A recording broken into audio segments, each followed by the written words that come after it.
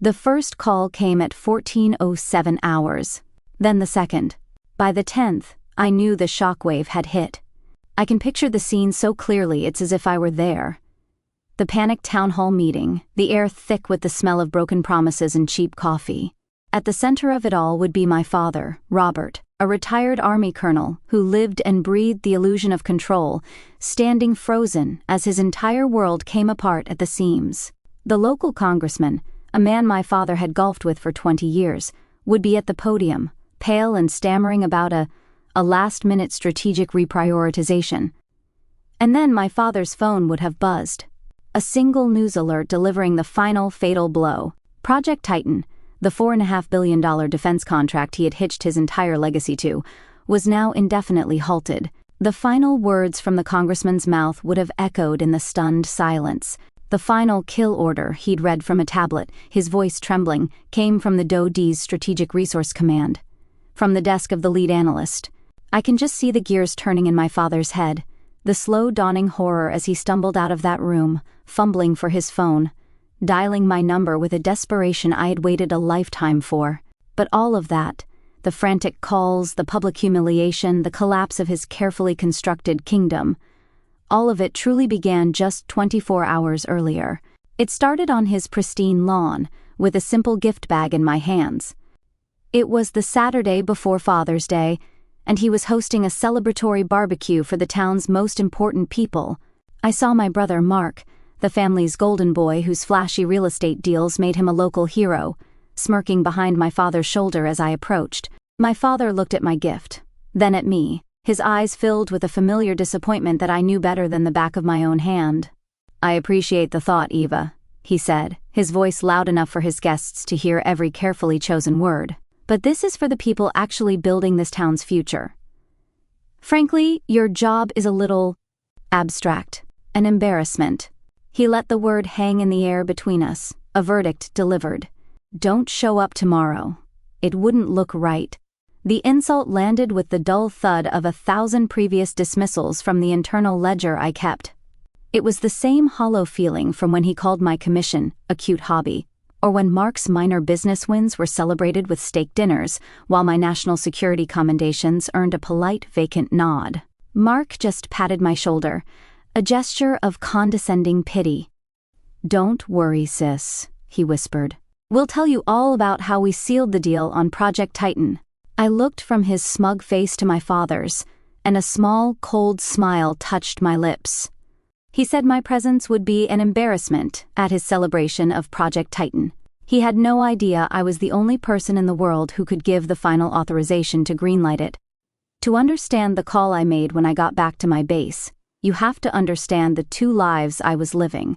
To understand the disconnect, the chasm between the daughter my father saw and the officer I actually was, you have to go back 6 months before that Father's Day disaster. You have to go to a noisy steakhouse dinner, a place my father had chosen to celebrate my brother Mark's latest triumph. He had just flipped a commercial property, a flashy $500,000 deal that had the whole family buzzing.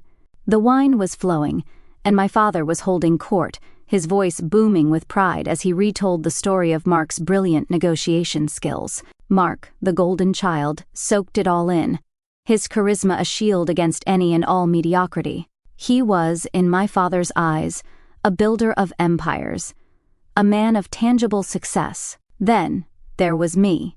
I was home on a rare 2-week leave. Quietly, I tried to join the conversation, mentioning that I had just wrapped up a project. I told them I had spent the last 8 months completely overhauling and optimizing the logistical supply chain for all SOCOM operations in the Indo-PACOM theater. I explained, in simple terms, that my work had saved the Department of Defense an estimated $200 million, and more importantly, directly supported clandestine operations by ensuring critical assets were in place, untraceably and ahead of schedule.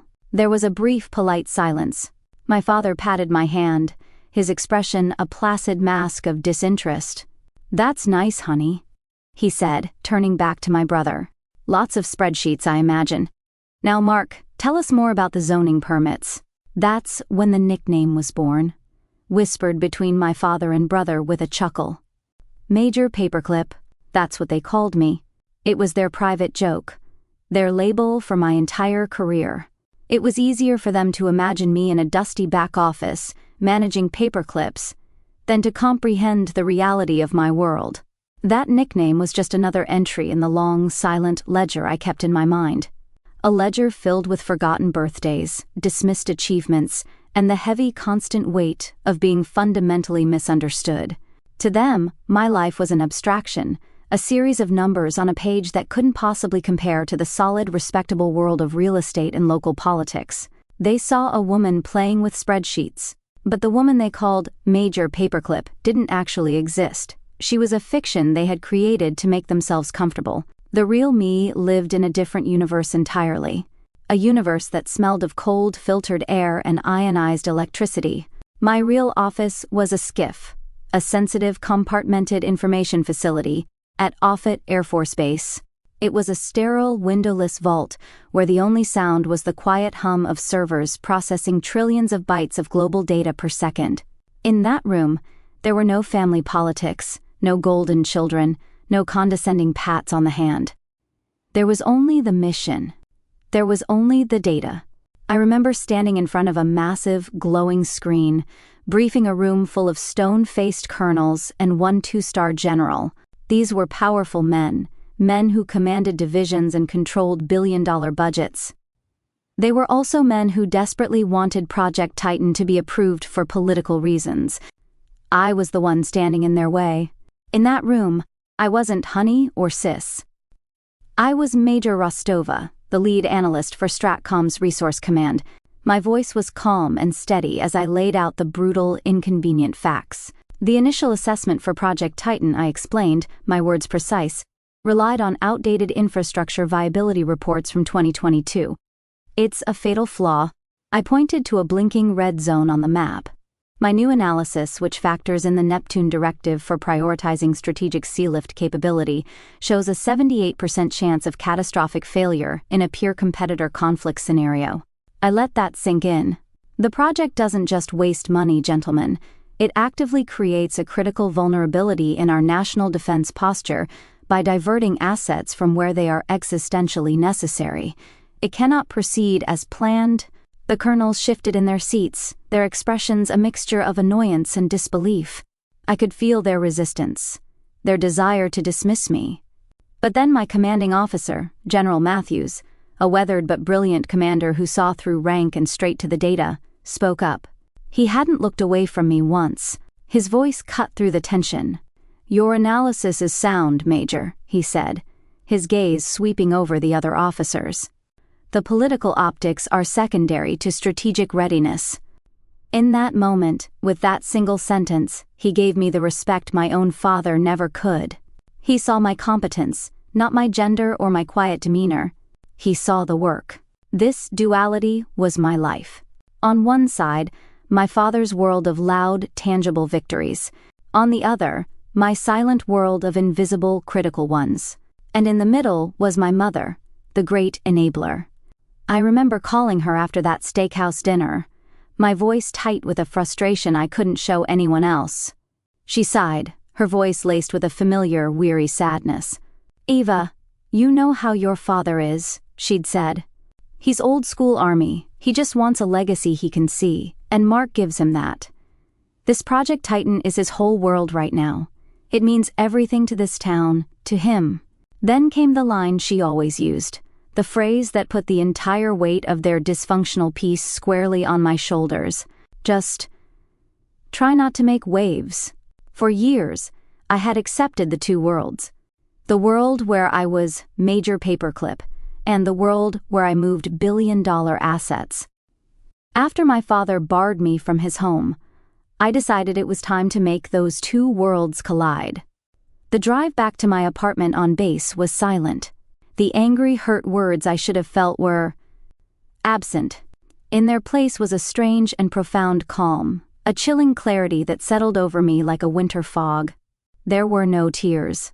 Tears were an emotion, and this was a matter of logistics. My apartment was as sterile and orderly as a laboratory, a reflection of my own mind. I sat down at my desk, the quiet hum of my secure laptop the only sound in the room. With a few keystrokes, I brought up the final authorization packet for Project Titan, and there it was. On the first page, under the heading Primary Civilian Beneficiaries, my brother Mark's development company. Seeing it in black and white didn't spark rage. It simply confirmed a variable in a long, complex equation. This was never going to be about emotional revenge. That was their language, loud and messy. My language was different. This was about executing a strategic course correction. My father and brother believed they were operating in a world of handshakes and political favors. They were about to learn they had trespassed into a world governed by unforgiving protocols. I didn't need to fabricate a single piece of evidence. The truth was already my weapon, one I had forged weeks ago. I opened another file, my own classified report, titled Analysis of Domestic Infrastructure Vulnerabilities under the Neptune Directive. It was 120 pages of irrefutable data proving, unequivocally, that building Project Titan in my hometown would be a severe strategic error. It would divert critical resources and create a logistical weak point that a peer competitor could exploit in a crisis. The project wasn't just a waste, it was a danger. My fingers moved deliberately across the keyboard. I wasn't just writing an email to say no. I was initiating a formal, high-level protocol. I drafted the communication, citing Directive 7 Alpha strategic resource reallocation due to emergent national security threats. It was a non-negotiable instrument. The directive didn't cancel the project. It retasked every dollar and asset to a different, deeply classified initiative that was vital to Pacific theater readiness. I attached my report as the sole justification, a wall of pure data that no politician could argue against. Then, I encrypted the file and sent it to General Matthews for final execution. The email was sent. The system, deaf to politics and blind to emotion, began to execute the command. My father and his friends were popping champagne corks for a future I had just officially erased from the timeline. I wasn't in the room when it happened, of course. I was miles away, in my quiet office, monitoring the secure network for confirmation that the directive had been received. But I didn't have to be there to see it. From the dozens of frantic voicemails and the shaky cell phone videos that were later sent to me, I was able to piece together every single glorious second of the public reckoning. I have watched the footage so many times that the memory feels like my own. A high-definition playback of a perfectly executed strategy. It began, as I knew it would, with a celebration. The town hall was packed, a sea of hopeful faces hanging on every word. They had hung cheap banners that read, "Thank you, Robert Rostova," and "Project Titan, our future." My father was seated in the front row, the conquering hero, puffed up with a pride so immense it seemed to physically inflate his chest. He was accepting handshakes and back pats, the patriarch who had single-handedly delivered prosperity to his people. And beside him, practically vibrating with smug self-importance, was my brother Mark. He was already giving an interview to a local reporter, spinning a grand narrative of how his real estate company was poised to be at the very heart of the coming boom. They were kings atop a mountain of their own making, completely oblivious to the fact that the foundations were pure sand. The local congressman was at the podium, laying the praise on thick. I listened to the recording of his voice, dripping with syrupy admiration for my father's tireless advocacy and unshakable vision. It was at the peak of this crescendo of flattery that the plan went kinetic. An aide, a young woman with a panicked look in her eyes, rushed to the stage and handed the congressman a tablet. I watched on the video as his practiced political smile faltered, then completely vanished. He cleared his throat, the microphone screeching for a moment. A nervous energy began to ripple through the jubilant crowd. "Ladies and gentlemen," he began, his voice suddenly thin and reedy. I've just received a priority communication from the Department of Defense." A hush fell over the room. The silence was absolute. He read from the screen, each word dropping like a stone into a still pond. "Effective immediately, all funding and personnel allocated to Project Titan have been retasked under Directive 7 Alpha, citing overriding national security imperatives." For a moment, there was just stunned confusion. Then, the room exploded. It was chaos. People shouting, the mayor on his feet, demanding answers. I could hear his voice clearly on one of the recordings, cracking with fury. Retasked? On whose authority? Who has the authority to do this to us? That was the moment. The checkmate. The congressman, looking as if he wanted to be anywhere else on earth, held up a hand for silence. He looked down at the tablet one more time, as if hoping the words might change. The directive, he read, his voice barely a whisper, was finalized based on a critical threat analysis authored and submitted by the lead strategic analyst at Stratcom, an officer with final sign-off authority on this project. He took a shaky breath, and for the first time, he looked directly at my father. He paused, letting the weight of the moment build, before he delivered the final devastating blow. Major Eva Rostova, my name. Eva, not Sis, not Major Paperclip, my full rank and name, spoken into a microphone, echoing through a hall filled with people who thought I was a nobody. The sound of it was a physical force, a shockwave that silenced the entire room. Every single head swiveled in unison, 100 pairs of eyes locking onto my father. I watched his face on the grainy video as pride dissolved into confusion, then confusion curdled into a dawning soul-crushing horror. I could see the exact moment the two worlds collided in his mind. The embarrassing daughter with the abstract job was the same person whose name on a document had just vaporized his legacy. Mark's face was a mask of pure, impotent fury. But my father, he didn't say a word. He just stood up, his body rigid, his decorated military posture suddenly looking brittle, as if it might shatter into a million pieces. He walked out of the hall like a zombie, oblivious to the chaos he left behind. The camera followed him out to the curb, where he pulled out his phone, his hands shaking, and made the first of 88 frantic calls to a daughter who had finally learned to speak his language. For 20 years, my father lectured me on the importance of chain of command. It took 10 seconds for him to learn that I was at the top of this one.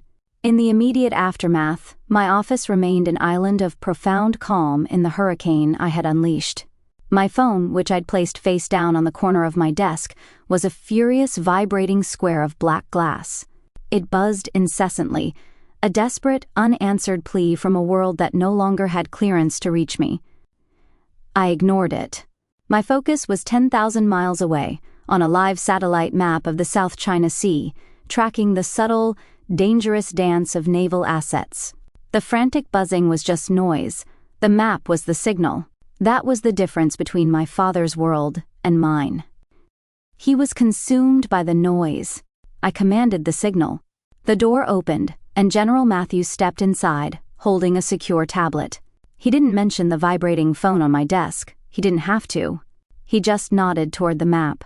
"Good call on the Cerberus realignment, Major," he said, his voice low and serious. "I just got off a call with the Pentagon. The Secretary sends his personal thanks." He paused, his gaze meeting mine with a weight of profound professional respect. "Your analysis was gutsy, but it was right. You saved us from a billion-dollar strategic mistake and solidified our readiness in the Pacific. There was no talk of my family, of politics, of the chaos at the town hall. The conversation was purely about the work. It was the only validation I had ever needed." The buzzing on my phone eventually stopped. The 88 missed calls became a silent notification, a digital relic of a battle that was already over. And in the 6 months that followed, the world shifted. My world, anyway. The nameplate on my door that once read, Major Rostova, was replaced.